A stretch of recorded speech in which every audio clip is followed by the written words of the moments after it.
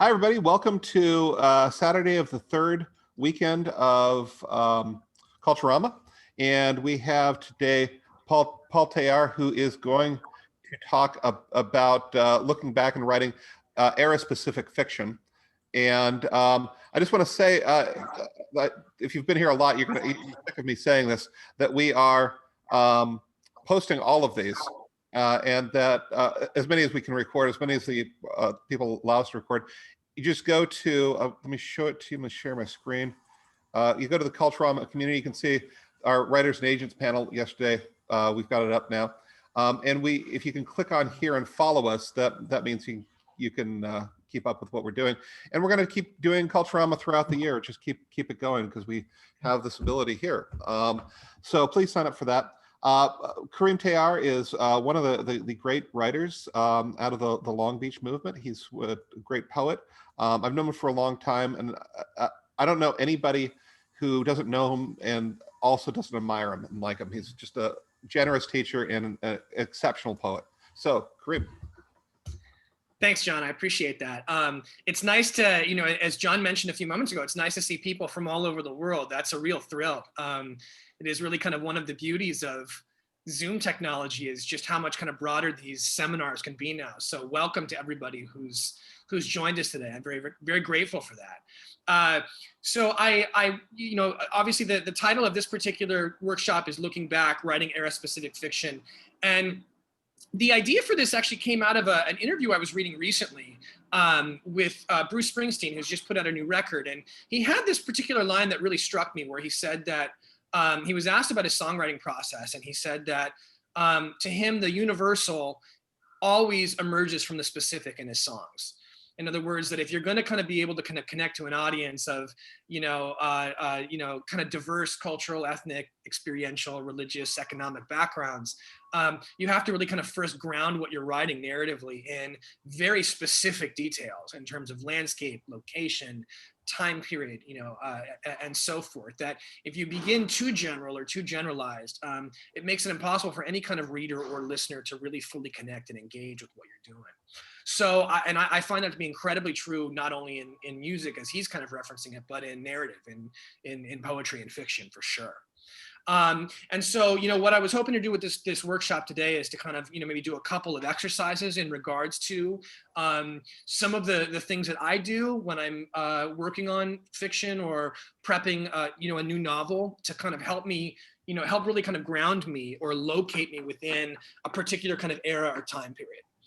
And some of you who have done some of these workshops with me before know, I really kind of like to, rather than kind of lecturing throughout the entirety of these, instead just kind of get us working and writing. I think that's usually the most productive way of doing these things. So I thought we could just start with our first exercise. Okay, so here's what I'd like you to do to begin. Okay, take about 5 minutes, and whether you're doing it by hand with a piece of paper or on your computer or your phone, whatever, it doesn't matter.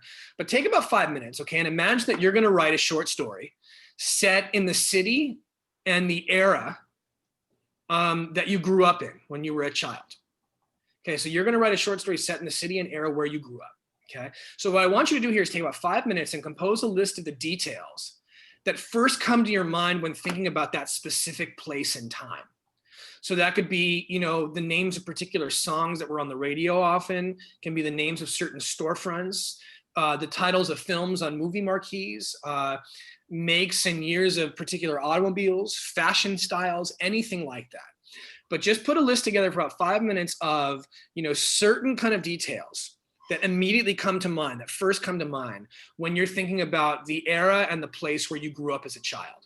And just put that list together. Just take about 5 minutes, and then I'll tell you what we're going to do with that.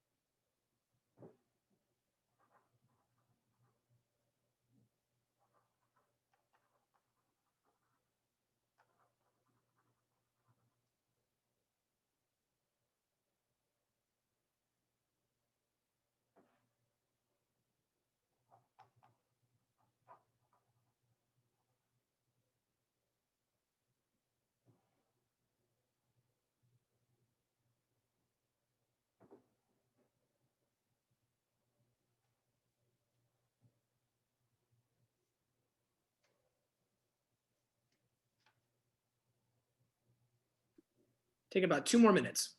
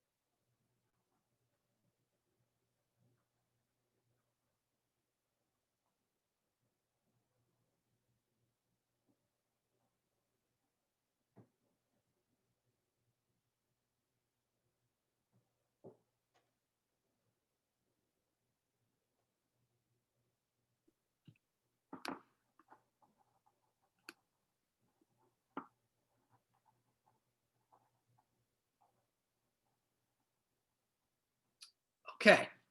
And if you haven't quite finished or you're still in the midst of making the list, that's totally fine. You can kind of keep working on that. But here's what I'd like us to do. Okay. I want you to take about 25 minutes or so, and I'll keep you guys posted on time. But I want you to begin work on that story. Now, you don't have to worry at this point about plot, about kind of narrative arc, anything like that. What I'd like you guys to focus on in these early couple paragraphs that, rough paragraphs that you're going to write, is to pay special attention to setting the scene where the narrative is going to take place. So, from the list that you've compiled, do the best you can to somehow kind of smoothly incorporate the details that you've included on that list into the first paragraph or two of what you're writing, to kind of immediately set the kind of scene or the stage for the reader and to kind of immediately immerse them in the landscape that they're going to be inhabiting. So keep in mind what I mentioned at the top about that Springsteen interview, that the universal is always and really only located in the specific.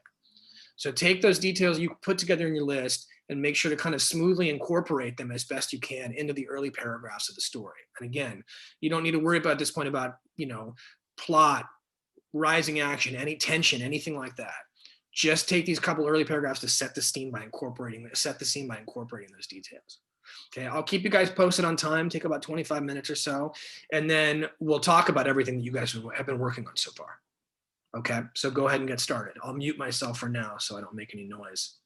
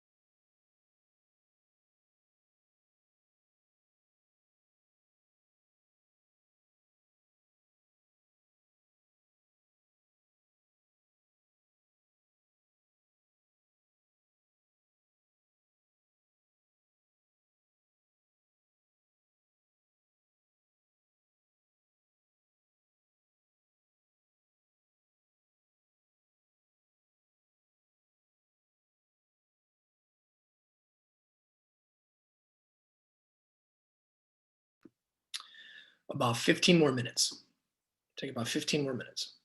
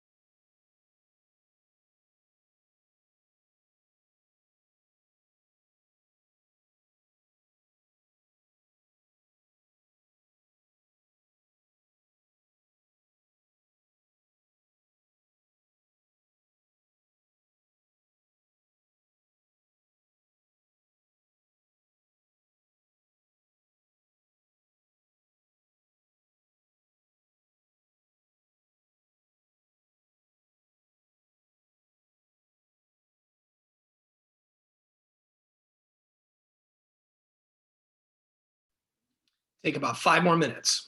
About 5 more minutes, and we'll discuss.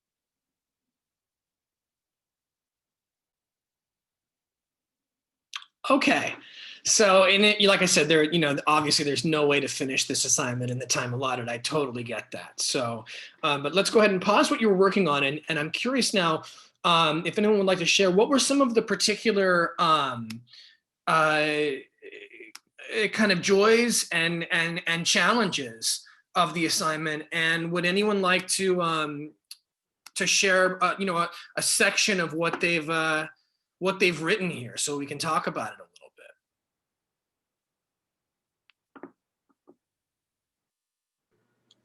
I'll share. Yeah, Cindy, please. That's great. Thank you. Hi, this is great. Thank you. It really brought back some memories, and the challenges, I can't remember a place I went to quite often. It was a record store, a vinyl record store in my youth. And now I'm really curious about finding that place. And I really enjoyed it. I'm glad. I'm really glad. So it took me back to the mid 70s, and I'll just read a little bit. It was, let me see. It was the mid 70s. Get Your Yayas Out by the Rolling Stones was still in its cellophane cover from the record store called, I put a question mark, which was close to the A&W, which another memory. Mm-hmm. We lived on the hill in Monterey Park, probably more of a young girl awakening than a place, more of a first time for many things that I can remember. First LSD trip, first kissed, first packaged box of mac and cheese, and all while still enrolled in St. Stephen's Catholic School. The hill was a mixture of diverse cultures, but mostly white. You could tell the first settlers in this neighborhood were grumbling while cutting their roses under their breath as more and more brown people moved in. On the hill, I was surrounded by hippies too. At 14, I shouldn't have been hanging out with them. Entering where their smoky caves was intriguing to me. They spoke of a place called the Whiskey A Go-Go and a band called Spirit. They rolled joints with zigzag papers and sealed them with spit. That's where I met him, the thief of my youth. Oh, Cindy, that is absolutely brilliant. That is absolutely brilliant. I'm so impressed. And one of the things that I love that you did that I really struck me was that in doing such a great job of kind of locating your narrative in place specific details, like the cellophane wrapper of the Rolling Stones live record or the A&W or these things, right? That's actually doing two things simultaneously. It's locating us in a place and time, and it's also giving us a sense of the character. Right? We immediately have a sense of who this character is, right? That this is a young person who likes the Rolling Stones, you know, and who is kind of marveling at, the kind of, like, let's say, barely post-hippie era that she's inhabiting, right? Exactly. And so that is one of the things that I think is so kind of wonderful when you start to locate your narratives in very kind of, place-specific details and era-specific details, is that not only does it give us a kind of way to kind of visualize the landscape we're inhabiting, but it gives us a sense of who the characters are. And that's my neighborhood. That's very well done. Thank you, Paul, for your prompt. Oh, it was wonderful. I'm so glad you enjoyed it. Thank you for sharing. Would anybody else like to share?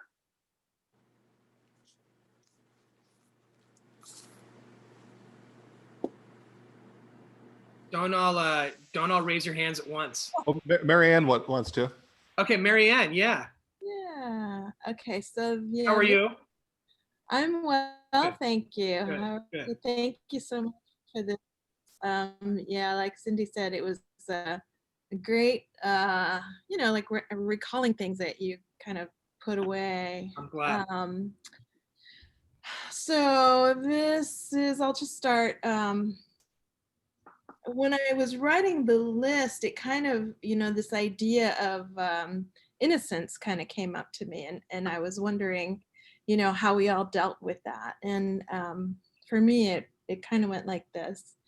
We had no idea what was happening to us, but we knew we wanted to be there. We wanted to keep up with each other, and with the bigger world out there, whatever that was, somewhere someone told someone that we should feather our hair. And so we quickly adapted from ringlets made for our mother's old stockings to special cuts at the salon. We knew we had to have blue jean button-down blouses to wear over our white uniform shirts and red plaid skirts. A gang, we called ourselves, although we had no idea what that meant. We'd walk in a line, all of us, Pat, Cece, Annette, Sylvia, Sandra, Erin, Carla, Kathy, and me, from the classrooms at St. Catherine's where we had spent the last 8 years, moving up from one classroom to the next. We walked out to the playground where we no longer stretching our arms on the monkey bars or flinging ourselves dizzy on the merry-go-round. That was for the younger students. And we didn't want to get too sweaty and mess up our dues. So that is wonderful. Thank you. I love it. I absolutely love it. And you know, it's so funny that detail that you include about like feathering your hair, right? That's such a great detail because not only does it give us a sense of who this character is and where she is in her life, but it also gives a sense of like what some of the kind of cultural forces are that are kind of operating on her. This idea that like, you know, that is a suggestion you're being given by the larger culture at the time. So that's really good because it even gives us in a very subtle way a sense of like what some of the issues were surrounding kind of feminine beauty or fashion were at the time. That's very sharp. You know, the other thing that I really love that you mentioned is, you know, where you name a lot of the other girls in your quote unquote gang. And even in doing that, it situates your narrative in a specific era, because I'm struck by like, you know, I've been teaching for about 20 years and I'm struck by how like, as the years have gone on and the generations have changed, there's certain names I just never hear anymore. You know, that the first few years I was teaching, like you'd hear the name Jennifer all the time. I'd have 3 or 4 Jennifers in a classroom. And now I don't think I've had a Jennifer in a classroom in 8 or 9 years. You know, that even the names of people really can kind of, you know, in some respects locate what era it is that you're actually writing about. And so you did a great job with that. So wonderful use of details there to kind of really establish a sense of place and time. So that's great. Thank you. Really great. Thank you for sharing. Would anyone else like to share?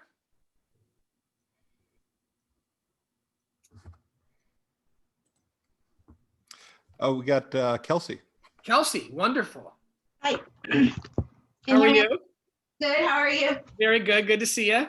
Likewise. This is a cool assignment. It definitely got me using like words and images I wouldn't have probably come up with otherwise. I'm glad. Well, I'm going to read it and you'll see. Wonderful. Oh, thank you. The kids growing up in SoCal in the 90s spent days between the Super Saver air-conditioned discount movie theater where we snuck in our own popcorn and sodas. We dreamed in ices and slushies and ice cream truck goodies shaped like all our favorite superheroes. We roller skated, rollerbladed, razor scootered, bicycled, skateboarded, and surfed our way through the hot summer days. In the suburbs, we owned the streets with our soccer balls and basketballs and hockey pucks, slap-sticking against melting asphalt, the smell of tar heavy in the air. We caught bumblebees in Ziplocs and Velcroed our light up kicks. The boys had spiked bleached hair and the girls thin plucked eyebrows. Oh, I thought I figured out the order. Hold on. My brothers sang Day-O, come Mr. Tallyman, tally me banana, and Marley's Kingston Rock as they made their way through the ditch beneath the power lines. As we avoided the dried canal, scared of the flash floods that would rip through the lowlands of the LA and San Gabriel rivers, or getting their surfboards waxed and ready for the next day at the beach. The smell of salt and sand and suntan lotion, sticky grease on the skin, wetsuits and bikinis clinging to glistening skin, worn out days, bodies exhausted from waves. We would greedily eat up SpaghettiOs and Chef Boyardee rations, or one of mom's healthy meals if she was up for it after driving us around in the VW van, or the old beat up Datsun she bought straight after grad school. My dad telling another bad Monica Lewinsky joke as the news roared on the radio, too hippie to keep a TV in the house until my mom got hooked on the Lakers, our faces aglow as we watched games as a family, me also usually reading a book with crumpled pages and dog-eared indentations. Oh, absolutely marvelous. That's so marvelous, Kelsey. It's funny. You have me wanting a slushie now. And you really used all five senses there. I love the kind of intensity of taste you include with certain foods.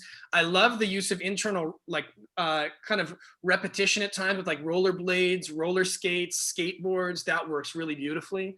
And I also love how you do a nice balance of place specific details to your neighborhood of like being out in the streets playing soccer, and kind of a larger sense of what's going on in the era at the time. Like, for instance, even like your mention of Monica Lewinsky, that's a really nice balance there between kind of like local specifics or details and national ones. So that's really well done. Thank you. Yeah, really well done. The other thing I was going to say that I loved about what you did too was when you talk about like playing outside with your friends day after day, I'm struck by how that's actually, that now seems very era specific. That, I'm struck now how like I don't see large groups of children playing in the streets and neighborhoods the way you used to 20 or 30 years ago before digital technology and these kinds of things. So that also worked really, really well. Thank you. Great work. Great work. Would anyone else like to contribute? I actually, before I ask that, I'm also just curious, what were some of the challenges of this particular assignment? Were there any kind of difficulties or roadblocks you found yourself hitting as you were trying to put these lists together?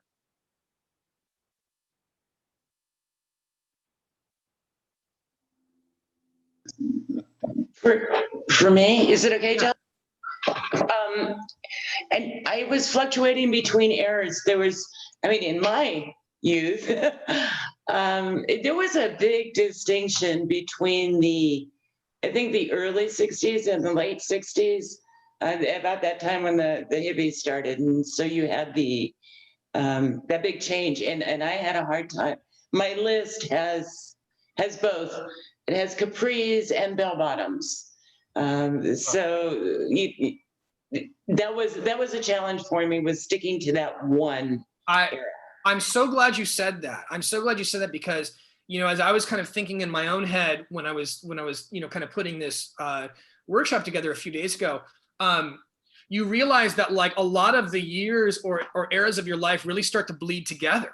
Yes. And that's a very difficult thing, is to kind of unpack some of that, especially because, and this is one of the challenges with memory, right? Is like, I have certain memories from like, let's say summers when I was 8 or 9 years old, where those are the defining images of that time. And yet, if I really am being honest with myself, the truth is I probably only did those things 2 or 3 times, that they actually weren't really kind of dominant experiences of that era.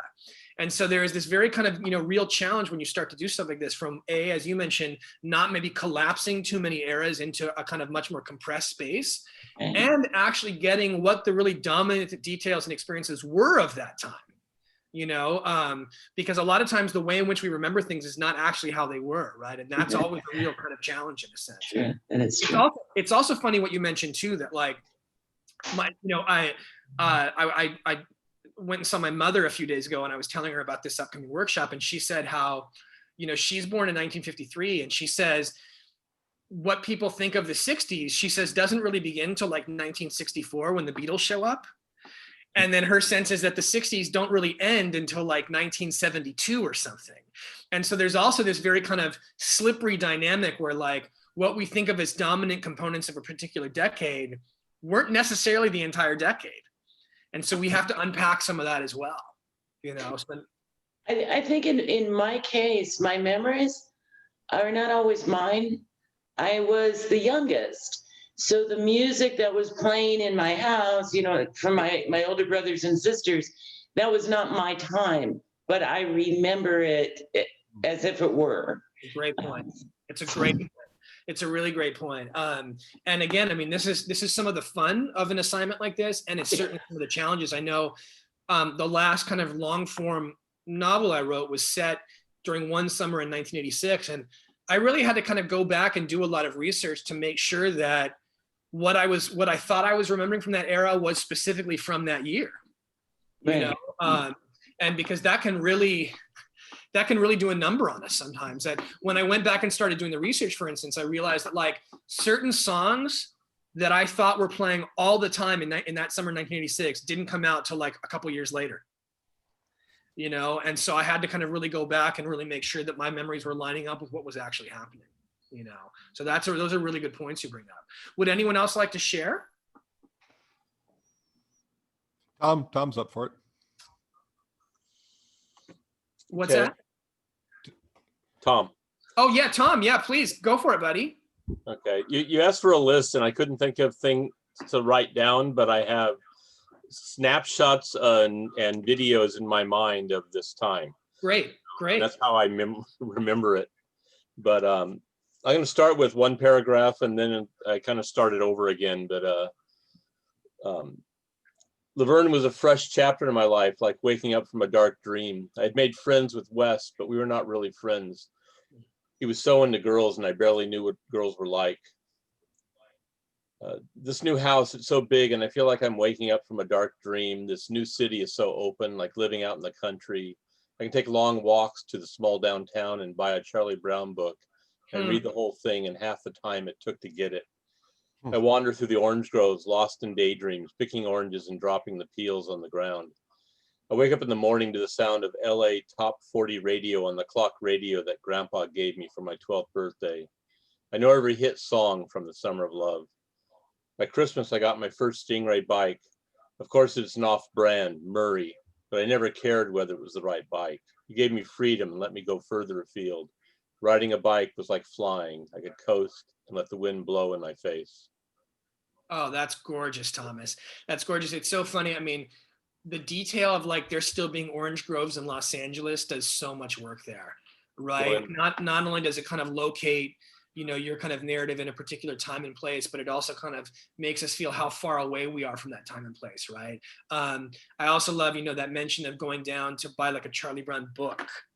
You know what I mean? And like that is so kind of era specific. Or the clock radio playing top 40, you know, all these kinds of things really do kind of bring to life LA in a very specific place and time, you know. And even I love that you use you make use of that repetition of the simile of like it being a dark dream, you know, this idea that even to the narrator it feels especially far away in a sense. That's really beautiful. That's really beautiful. It is also interesting too, I've noticed so much of what a number of you guys have read. One of the things that's really striking about this is how so much more of our, when we turn back to our earlier memories and we connect it to certain music or certain texts, we had so much less control over what we were hearing or exposed to in a sense, right? Now we can kind of curate everything in a post-digital world, you know, and we can kind of provide our own soundtracks, whereas we were so much more at the mercy in these earlier eras of like what was playing on the radio, you know, or what books were available to purchase. And so you do a really good job, Thomas, of kind of capturing that. So that's really beautiful. So I had another exercise, and obviously we won't, you know, quite have, you know, we won't have as much time for this one, but something else I'd like to do is I'd like you guys to make one more list. And here's that list. So let's imagine you're going to write a second short story. Okay, and that short story is going to be set in the city and era that you currently live in. So it's going to be 2020 and whatever the kind of neighborhood or city that you're living in now. And you're going to make a list again of the kind of dominant kind of details or songs or images from this era. And you're going to notice, I think, this is actually harder. Because one of the things that I think is very striking when you try to kind of set something in, when you try to write an era-specific narrative in the present day, is that we don't actually kind of tend to notice some of the dominant details in the same way that we do when we think of the past. So you kind of have to like, we kind of have to put ourselves in a position of like moving 10 years into the future and looking back and asking ourselves, okay, 10 years from now, what are going to be the defining images, details, films, storefronts, cars of 2020? You know, what are going to be these kind of signifiers as we move forward? Okay, so imagine you're going to be writing another short story, and I want you to put a list together like for like 5 minutes of the place and era specific details of this one of 2020. Take about 5 minutes, and then I'll tell you what we're going to do with that. Okay, so I'll mute myself right now so I don't bother anybody here.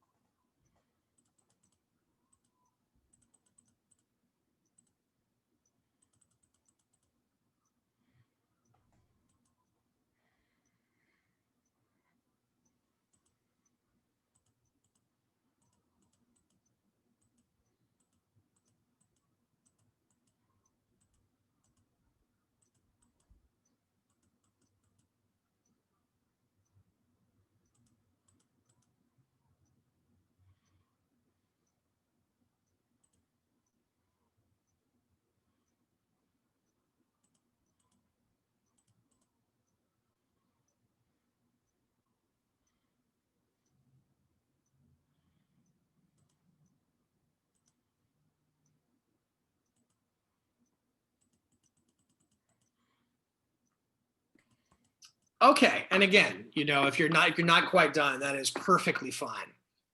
Okay, so here's what I'd like you to do though. Okay, and we're gonna do a shorter kind of one for this time to make sure we can get through it. But I want you to take about, let's say, 12 to 15 minutes and start a second story and do the same thing that you did previously, but now for this kind of particular kind of current place and era, and see what you come up with. I think you may find some of the challenges are a little bit different, and we'll talk about those. Okay, so take about 12 to 15 minutes. I'll keep you guys updated on time to make sure we don't run over, and we can talk about it a little bit. Okay, so go ahead and get started.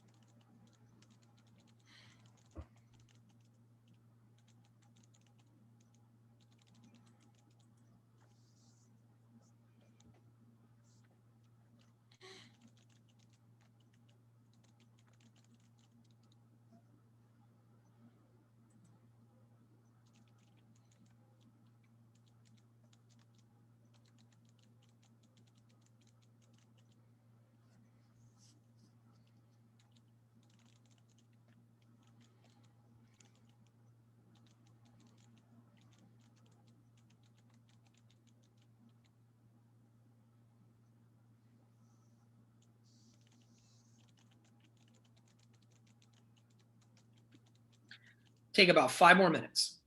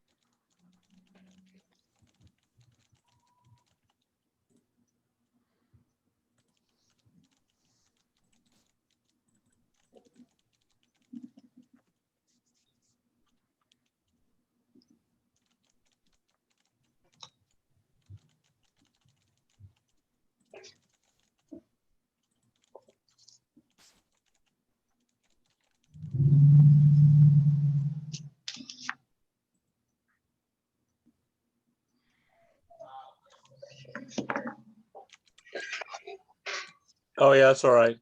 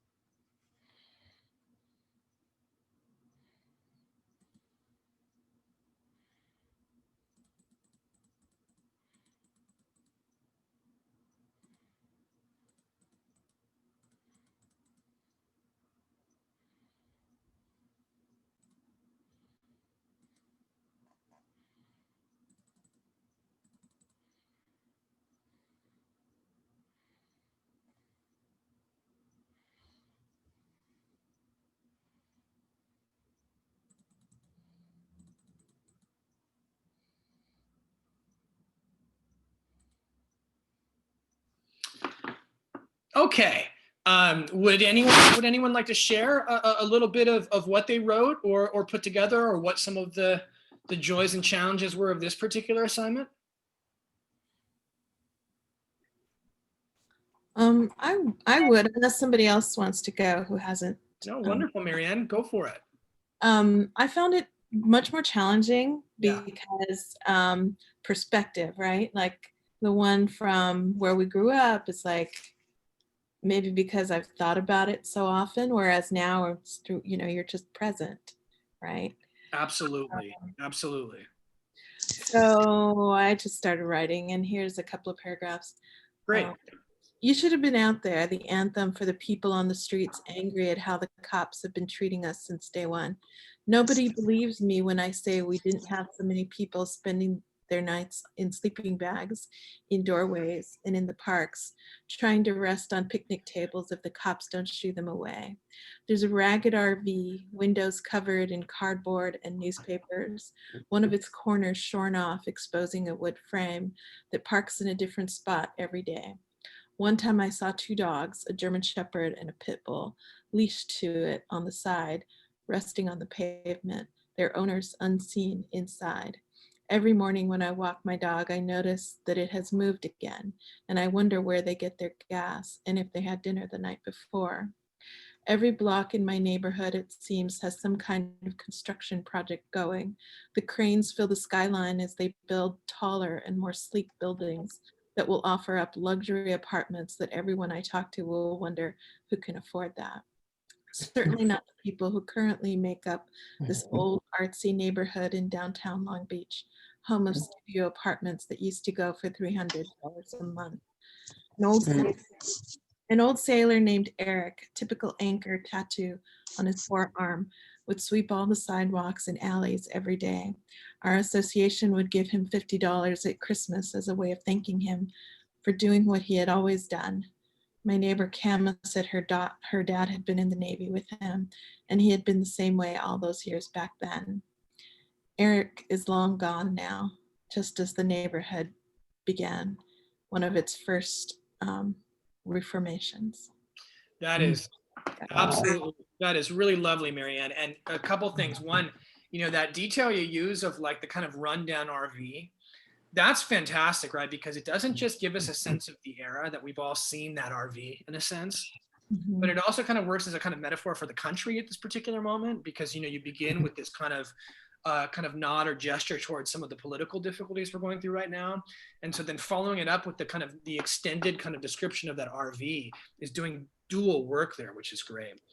The second thing you did that I really loved in this piece was you used cost as a way to kind of locate the differences between eras. I love that detail about like in these studio apartments that used to go for $300, right? And then immediately that gives us a sense of kind of the contemporary present moment where we know that a studio going for $300 now just seems unimaginable, right? And a part of an entirely distant world. So both those details worked so well there. So that's really well done, Marianne. Great job, great job. Would anybody else like to share? Yeah, Linda, please. Hang on one sec, I typed it up. Okay. Okay. She moved from LA to Sacramento 4 months ago. She figured it would be easy to find her way around. After all, she had gotten to know the miles and cities and freeways that make up LA using only a Thomas guide. But here, she still can't seem to get the two freeways and two rivers straight. Is that the American? No, that's the Sacramento, her sister tells her. Still, she loves the green, the foliage, the trees now turning yellow and red. She collects in her mind the quirky houses, each one different, cottages, Spanish casitas, California craftsmen. But she misses people, few out on the streets and everyone wearing a mask. She can't tell if they're smiling or not unless their eyes crinkle up. She no longer looks for a man in the produce section because food gets delivered by Instacart. Everything else comes from Amazon. Still, the Biden-Harris signs are everywhere, the BLM signs too. Perhaps one day she'll get the rivers straight and see faces again and feel at home. Oh, I love that. That's so beautifully done. You do something so smart there, and I'm curious. I'd like to ask you if it was conscious or not, where you do such a great job of kind of playing off one another the kind of permanent markers of place. For instance, the names of rivers, which don't change from era to era, and then temporal markers of place, a BLM sign, a Biden-Harris sign, the idea of the mask. That's a really powerful kind of tension you create, because I think it gives the kind of narrative, it's kind of forward momentum in a sense. Were you conscious of that as you were doing it, or did it just kind of come out that way? It just came out that way. I was just kind of letting it flow. Yeah, well, it worked. It worked so perfectly, and I think that's such a smart thing, right? Because you do have certain markers that don't change and that are enduring. Right. And when you play them off these ones that are very temporal, I think that works very, very well. So wonderful job. Thank you. Wonderful job. I'd also, before we finished up, I just put a couple of names together of a handful of texts that, you know, I think kind of dovetail nicely with the assignments that we've done for today, or the discussions we've had. And the first is actually a text that's co-edited by John Cunningham, which is, he co-edited it a few years ago, and I'm sure some of you guys are aware of it, the Los Angeles in Fiction anthology. Are you looking for it right now, John? Yeah, I am. Yeah. Sorry, I didn't mean to spring this on you. Yeah. Ooh, cool. That's a really marvelous collection Like that John and Kate Gale put together. And it does, you'll see in the stories in that collection, it does so much of the kind of work that we've talked about today. So I would certainly encourage people to seek that out if you have further interest in what we talked about today. I also just kind of mentioned, I put together a couple of other kind of novels and short story collections that I think are particularly strong on this subject. The first is a Michael Cunningham novel called The Snow Queen from the early 2000s. Cunningham is probably most famous for writing the novel The Hours, but this is a novel that takes place in New York post September 11th, and it concerns the lives of two brothers. And for instance, the very first scene takes place in Central Park late at night.